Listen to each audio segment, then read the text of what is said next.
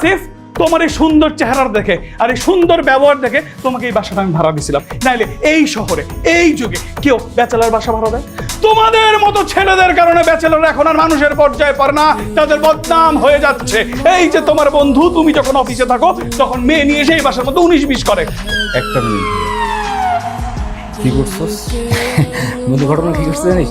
মানে আমি কাটছিল বাসায়, মানে 19-20 করার জন্য না, আসছিল যে বাসাটা অগোছালো থাকে, বাসাটা গোছাইতে। গোছানোর শেষে যখন আমরা ভাবছি যে সাপ সিঁড়ি খেলবো, যেই আমি ছক্কা মারছি, মানে গুলিটা মারছি, ভাবছি ছক্কা পড়বো, সেই এই পুট পড়ছে। আসিফ কত বড় বেয়াদব! এক মিনিট দোস্ত, হ্যাঁ বন্ধু, তো দুই হাত দিয়ে আমার এই একটা হাত ধরে আমার একটা কসম কর। আচ্ছা, দুই হাত দিয়ে ধর। দুই হাতে ধর।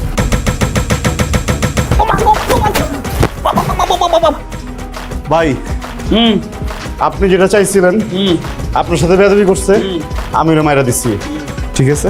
আর কোনো কনফিউশন নেই, আমি মানি ও পাপ করছে, সে পাপও আমি ধুয়ে দিছি ভাই, ও কিন্তু এখন পবিত্র, ঠিক আছে?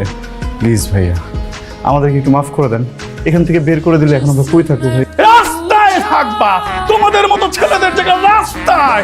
তোমাদের মতো দুইটা ষাঁড় আমার বাসায় ঘুরে বেড়াবে আর আমি নিশ্চিন্তে ঘুমাবো কেমন আমার দুইটা সুন্দরী বোন ঘরের মধ্যে। হ্যাঁ আপনার বোনের যে চেহারা না, তো মনে হয় 5 দিনই গোসল করি নাই। ও সাবান আর ওই জামা দিয়ে ওর বসলে ওর কালার আসবে না। আর